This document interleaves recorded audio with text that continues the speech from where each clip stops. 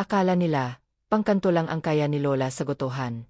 Sa kampo, pinagtawanan, pinahiya, at tinawag pang istorbo. Pero isang gabi, habang umuulan at gutom ang buong batalyon, may inilabas siyang maliit na kahon, at nang isuot niya ang lumat-kalawangin na dogtag, natahimik ang laha. Ang lola nilang nilait, may nakatagong lihim na hindi kayang punasan ng panahon, ranggo, o sigaw ng komandante. Mainit at mausok ang maliit na gotohan ni Lola Enyang sa gilid ng terminal. Araw-araw, maagang gumigising si Lola para magpakulo ng sabaw, maghiwa ng laman, at maghanda ng paminta at suka na paborito ng mga driver. Lola, paisa nga po, yung maraming sabaw ha, sabi ni Marco, batang kargador na palaging gutom pero madalas walang pambayat.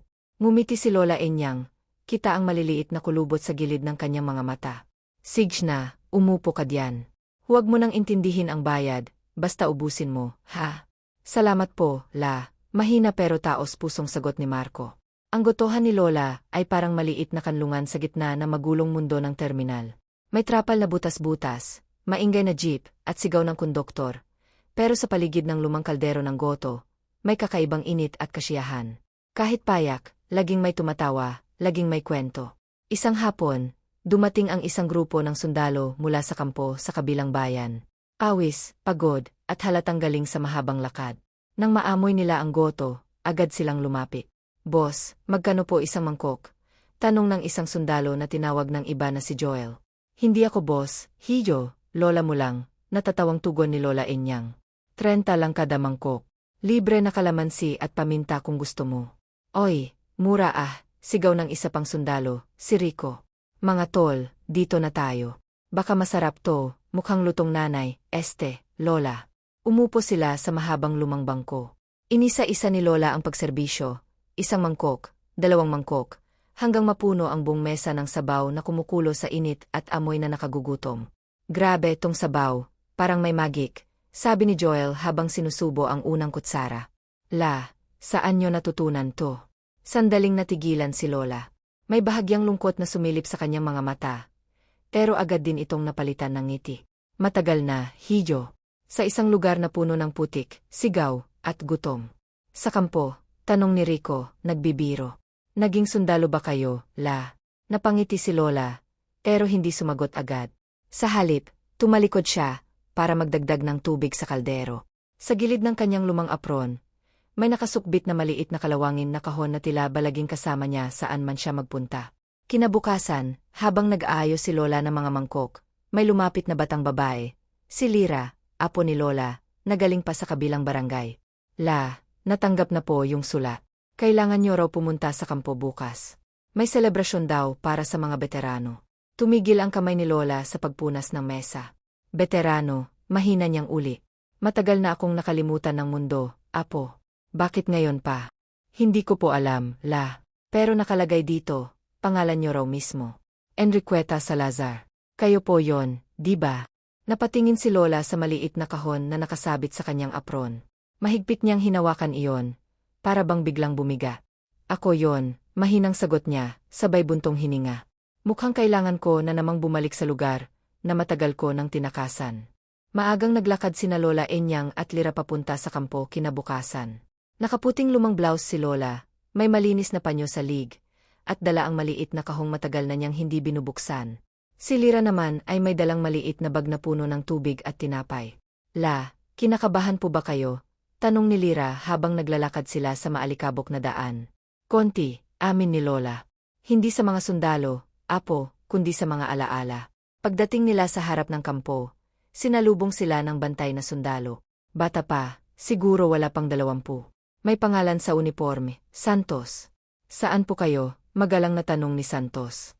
Ano, Hijo? May selebrasyon daw para sa mga veterano. Ako raw po si, Enriqueta Salazar, nahihiyang sagot ni Lola. Tiningnan siya mula ulo hanggang paa ng bantay. Kita sa mga mata nito ang pagdududa. Kayo po, veterano. Bakit, mukha ba akong hindi? Biro ni Lola na may kasamang pilit na tawa. Hindi naman po kaso, Lola, parang Lola lang sa gotohan.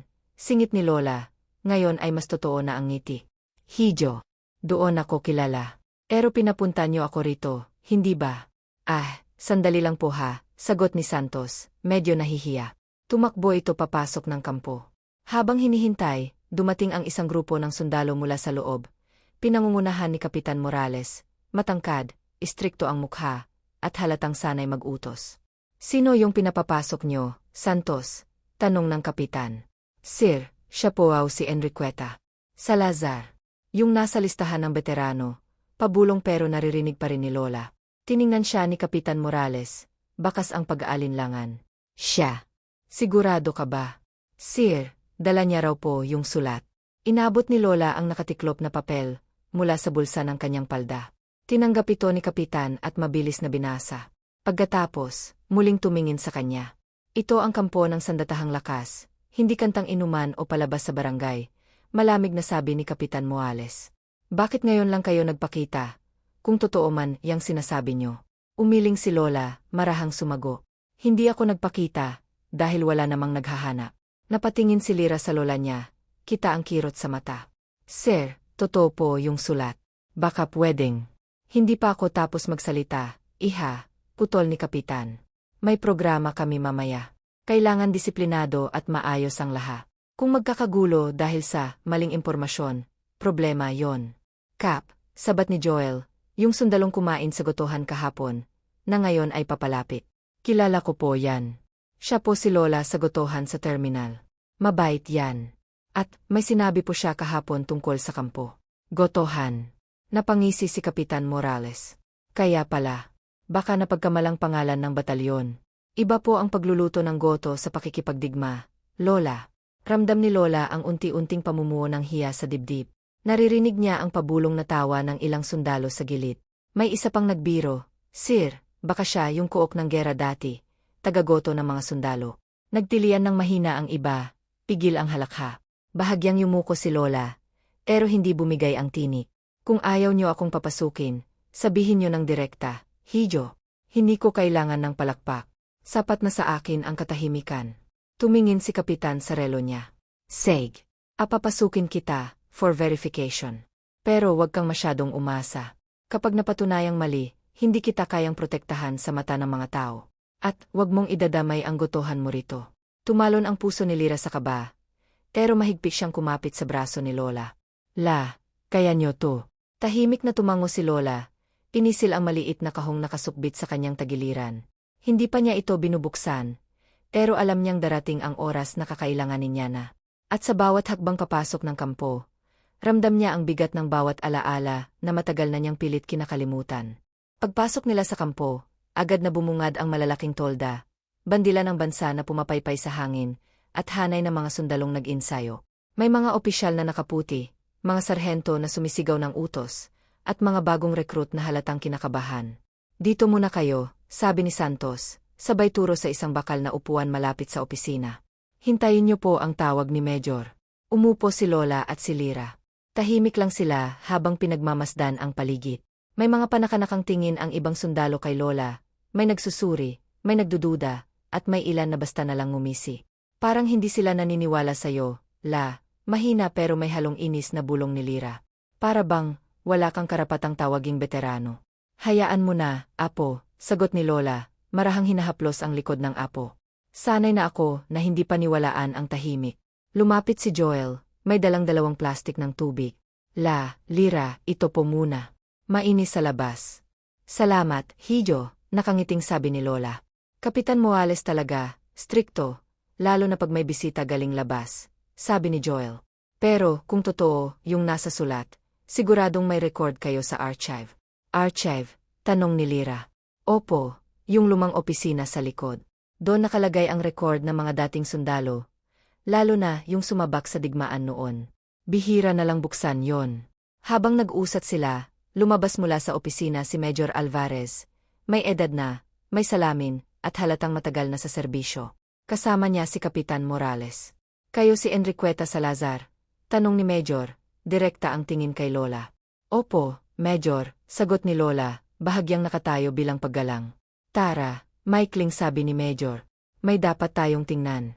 Dinala nila si Lola sa isang lumang gusali sa gilid ng kampo. Makapal ang alikabok sa bintana, at tila matagal nang hindi pinapasok. Binuksan ni Major ang pinto at sumalubong ang amoy ng lumang papel, kahoy, at panahon. Dito nakalagay ang records ng mga veterano. Paliwanag ni Major. Kung totoo ang sinasabi mo, nandito ang pangalan mo. Habang nagbubuklat si Major ng mga lumang logbook, tahimik lang si Kapitan Morales sa gilid, nakahalukip-kip. Sa likod kanan, nakasili si Joel at si Lyra, payhong naghihintay. Andito lahat ng nagsilbi sa batalyong ito, dagdag ni Major. Lalaki, babae, katutubo, sibilyan na na-recruit. Hindi pumapalya ang talaan na to. Ilang minuto ang lumipas. Dahan-dahan nang lumalalim ang kunot sa noo ni Major. 1 libro, 2 libro, 3. Wala. Major, tanong ni Kapitan. May nakita ba kayo? Umiling si Major. Wala pang Enriqueta Salazar na lumalabas. Sigurado ka ba sa pangalan mo, Lola? Napayuko si Lola, mariing pinikit ang mga mata. Tila nag-ipon ng lakas. Enriqueta Maria Salazar. Codename, Ika. Sanitary aide, cook, at minsan, tagabuhat ng sugatan. Tumingin siya kay Major. Dito ako unang natuto magtimpla ng goto, para sa gutom at sugatang sundalo. Codename, singit ni Kapitan. Hindi tayo nagtatala dito ng codename ng mga tagaluto, Major. Mga opisyal at active combat lang. Napasinghap si Lyra. Ibig sabihin, wala kayong record. Hindi ibig sabihin nun wala siyang ginawa, salag ni Joel.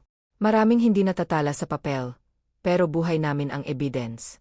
Private Joel, hindi ikaw ang kausap, madiin na putol ni Kapitan. Tumalikod siya kay Lola. Kita mo, Lola, wala ang pangalan mo rito. Baka nagkakamali lang, yung nagpadala ng sula. O baka, maling kampo.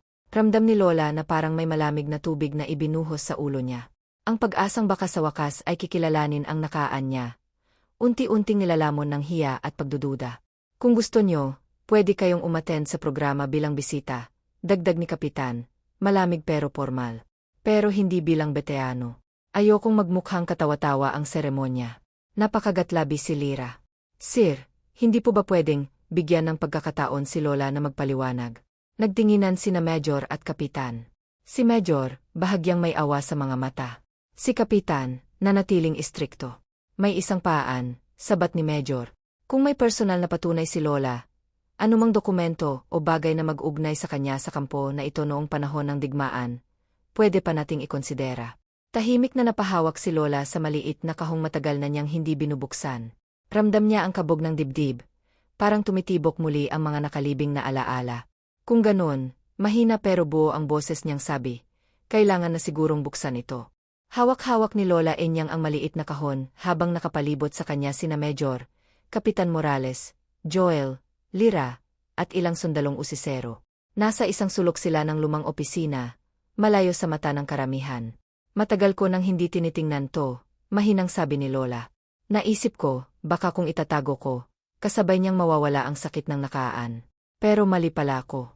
Hindi dapat itinatago ang katotohanan, lalo na kung may mga batang tulad ng apo ko, na dapat makarinig nito. Dahan-dahan niyang binuksan ang kahon. Kumalansing ang lumang bisagra. Sa loob, may 3 bagay, isang lumang litrato na kupas na, isang maliit na medalya na halos nakalimutan na ang kinang, at isang kalawanging dogtag na nakakabit sa lumang sintas. Napasinghap si Major at napalapit. Dogtag. Kinuha ni Lola ang dogtag, at para bang biglang bumigat ang hangin sa paligid. Pinunasan niya ito gamit ang panyo, hanggang lumitaw ng malinaw ang nakaukit na mga letra. Salazar, Enriqueta M., Field Unit, Med Ampersand Supply, binasa ni Major ng malakas.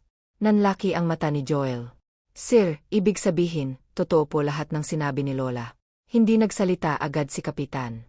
Kinuha niya mula kay Major ang dogtag, tinitigan ng matagal, parang naghahanap ng mali. Pero malinaw ang pagkakaukit, kahit kalawangin na ang gilid.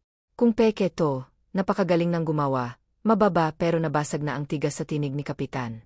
Nakaasag na ko noon dito, sa lumang bahagi ng kampo. Simulang kwento ni Lola, hawak ang lumang litrato. Hindi ganito kaganda ang mga gusali noon. Puro putik, barbed wire, at kaba. Dumadating ang mga sugatan, isa-isa, grupo-grupo. Wala kaming sapat na gamot, wala ring sapat na pagkain. Tumingin siya kay Joel. Diyan ako unang nagluto ng goto. Sabaw na may kaunting bigas, buto ng baka na halos wala ng laman, at kung anong gulay ang meron.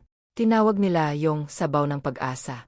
Hindi dahil masarap, kundi dahil kahit paano, may mainis silang nalalasahan sa gitna ng lamig at takot. Napayuko ang ilang sundalo. May iba pang lumapit, nakikinig na ngayon ng tahimik. Bakit wala kayong record dito, Lola? Tanong ni Lyra, bakas ang lungkot sa boses. Kung ganito kayo kahalaga noon. Marami sa amin, apo, hindi na isulat, sagot ni Lola. Mga babaeng kusinera, tagalaba, tagahiwa ng tela para maging benda. Ang ibang pangalan namin nakaipit lang sa liham ng isang sundalo o sa alaala ng mga nabuhay. Hindi lahat napapasok sa logbook. Tumingin si Major kay Kapitan Morales, panahon na para tanggapin. Hindi perpekto ang talaan natin. Hindi ibig sabihin noon na hindi totoo ang hindi na isulat. Humigop ng hangin si Kapitan. Parang may nilulunok na yabang. Lumapit siya kay Lola at dahan-dahang inabot pabalik ang dog tag. Lola, pwede niyo po bang isuot? Tanong niya. Ngayon ay mas maamo ang tinik. Tumingin si Lola sa dog tag na parang ngayon lang niya muli kinakausa. Dahan-dahan niya itong isinukbit sa kanyang liig. Nang tumama ang malamig na bakal sa balat niya, parang sabay na bumalik ang lahat. Sigaw ng sarhento, iyak ng sugatan, amoy ng gamot at tulbura, at ang mga gabi ng pagdarasal na sana umabot pa ng umaga. Hindi ko ito sinuot ng maraming taon, sabi ni Lola, nanginginig ang tinik. Dahil inakala ko, tapos na ang laban. Pero ngayong nakatingin sakin ang mga mata niyong nagdududa, naaalala kong minsan, nakipaglaban din akong katabi niyo, kahit hawak ko'y sandok imbes na baril. Walang nagsalita. Tanging tunog ng lumang electric fan, at mahinang kaluskos ng papel ang maririnig. Major, basag sa katahimikan ni Kapitan. Huli na ba para itama ang talaan? Tumingin si Major kay Lola, tapos kay Lyra. Hindi kailanman huli, para sa katotohanan. Lumapit siya sa lumang logbook, binuksan ang isang blangkong pahina sa hulihan. Kumuha ng ballpen at nagsimulang magsula. Enriqueta Maya Salazar, Field Unit Med Ampersand Supply, Kusanera, Sanitary Aid, at Volunteer. Codename, Ika. Tinaguriang ina ng goto sa kampo. Napaluha si Lyra, tahimik na pinahid ang luha. La, nakasulat na po pangalan nyo. Ngumiti si Lola, may luhang namuo, pero hindi na tinago. Ang tagal kong hinintay ito. Hindi para sa sarili ko, kundi para sa lahat ng tulad kong nakalimutan. At sa unang pagkakataon mula nang pumasok siya sa kampo, hindi na siya nakatingin sa lupa, bagkus, taas noo, may dogtag sa lig na kumikislap kahit kalawangin. Pagsapit ng hapon, nagsimula ang programa sa gitna ng kampo. May entablado, mikropono, at upuang nakaharap sa bandila ng bansa. Nakaayos sa isang hanay ang mga opisyal at piling bisita. Sa unahan, nakaupo sina Major, Kapitan Morales, at ilang matagal ng sundalo na tunay na veterano. Sa gilid, nakatayo si Lola Enyang, hawak ang kamay ni Lyra. Nakapin ang maliit niyang medalya sa dibdib, at sa lig niya, nakalaylay ang dogtag na kanina lang ay nakatago sa kahon. Lola, kinakabahan pa rin po ba kayo? Bulong ni Lyra. Ngayon, hindi nakabado, kundi nagagalak, sagot ni Lola, may ngiting payapa. Iba ang kaba sa saya, apo. Parehong nagpapabilis ng tibok ng puso. Pero magkaiba ang bitbit sa kaluluwa. Umakyat sa entablado si Kapitan Morales, dala ang mikropono. Matikas pa rin ang tindig niya, pero may bago na sa tono ng kanyang boses, may bahid ng pagninilay. Mga kasamahan, kababayan, at panauhin, panimula niya. Ngayong araw, binubuksan natin ang kampo, para magbigay pugay sa mga nagsakripisyo, para sa kalayaan at kapayapaan. Mga veteranong kumilos sa harap, at maging yung nasa likod, na madalas hindi natin napapansin. Saglit siyang tumigil, sabay lingon sa direksyon ni Lola. Kanina, may isang bisita tayong dumating. Akala ko, isa lang siyang lola na naligaw mula sa gotohan sa terminal. Akala ko, wala siyang lugar sa seremonyang ito. At doon ako nagkamali. Nagkatinginan ang mga sundalong nakaupo. Karamihan, kilala na si Lola sa gotohan, dahil sa kwento ni Joel at iba pa. Hindi lahat ng bayani may dalang baril, dagdag ni Kapitan. May mga bayani ring may hawak na sandok, benda, at mangkok na mainit na goto. Tumingin siya kay Lola. Lola Enriqueta Maria Salazar, takiakyat po sa entablado. Halos hindi makagalaw si Lola sa unang segundo. Naramdaman niya ang mahigpit na hawak ni Lyra sa kanyang kamay. La, kayo na po yon, bulong ni Lyra, may luha sa gilid ng mata. Ito na yung araw na hindi nyo na kailangang magtago. Humakbang si Lola papunta sa entablado. Bawat hakbang, parang kumakalansing ang dogtag sa kanyang dibdib, nagpapaalala ng bigat ng nakaraan at gaan ng kasalukuyan. Pagtapak niya sa entablado, may ilang pumalakpak, hanggang unti-unti, buong kampo na ang sumasabay. Lola, sabi ni Kapitan, hawak ang mikropono, humihingi po ako ng tawad. Hindi ko kayo agad pinaniwalaan. Inahiya pa kita sa harap ng mga tauhan ko. Pero ngayon, buong puso kong inaamin, nagkulang kami sa pag-alala. Inabot ni Kapitan ang mikropono kay Lola. Sandaling nag-alinlangan siya, pero tinanggap din niya ito. Hindi niyo kailangang humingi ng tawad, Hijo, panimula ni Lola. Mahinahon pero ramdam sa bawat sulat ng salita ang tibay. Sanay ang panahon na kalimutan ang mga walang ranggo, walang titulo, wala ring apelyido sa pader. Pero alam nyo, hindi ako nagalit. Napatingin siya sa mga sundalong nakaupo sa harap. Dati, mga kasing edad nyo ang binibigyan ko ng goto. Hindi ko alam ang pangalan ng karamihan sa kanila. Hindi ko alam kung sino ang nakauwi at sino ang naiwan. Pero sa bawat mangkok na iniaabot ko noon, ang dasal ko lang. Sana umabot sila sa bukas. Umihip ang hangin, bahagyang pinagalaw ang bandila sa likod niya. Ngayon, kapag may driver na kumakain sa gotohan ko, o batang tulad ni Marco na walang kambayad, pero gutom, naalala ko ang mga sundalong sabik sa kahit anong mainit na pagkain. Kaya hindi ko kayang hindi magpakain. Bawat goto na niluluto ko, alay pa rin para sa inyo, para sa kanila, para sa lahat ng lumaban at nabuhay. Napapahid ng luha ang ilang sundalo. Si Joel, hindi na nagtago ng emosyon, tahimik na nagpunas ng mata. Nakikita nyo tong dogtag, itinuro ni Lola ang bakal sa kanyang dibdib. Matagal itong nakatago. Pero ngayon, hindi ko na siya itatago uli. Hindi dahil sa medalya. Hindi dahil sa titulo. Kundi dahil may batang apo akong dapat turuan na. Hindi nakakahiya ang maging maliit, basta totoo ang puso. Bumaba ang boses niya, pero mas tumalim ang dating. Kung may lola man kayo sa barangay, sa palengke, sa gotohan, huwag niyong maliitin. Baka katulad ko rin sila, may kwentong hindi na isulat sa logbook, pero nakaukit sa puso ng panahon. Pagkababa niya ng mikropono, muling umalingaw-ngaw ang palakpakan. Lumapit si Major, may dalang maliit na plaque. Lola Enriqueta Maria Salazar, sabi ni Major, bilang pagkilala sa serbisyo nyo sa kampo na ito at sa mga sundalong dumaan dito, tinatanggap po namin kayo, hindi lang bilang bisita, kundi bilang opisyal na veterano ng aming unit, kahit huli na sa papel. Tinanggap ni Lola ang pleke. Nanginig ang kamay niya, pero ang ngiti niya ay mas maliwanag kaysa sa anumang ilaw sa entablado. Pag-uwi nila ni Lyra kinagabihan, nadaanan nila ang terminal. Tahimik na, kakaunti na lang ang tao. Lumapit si Marco, si Joel, at ilang sundalong nakasivilyan na. Sabi ni Joel, pwede po ba ulit magpagoto? Napatawa si Lola, ngayon ay magaang-magaan na ang puso. Aba, kahit kailan pwede. Pero tandaan nyo, hindi na lang ako, Lola sa gotohan. Ngumiti si Lyra, siya na ang tumuloy, siya na si Lola Enriqueta Salazar, beteano, at reyna ng goto.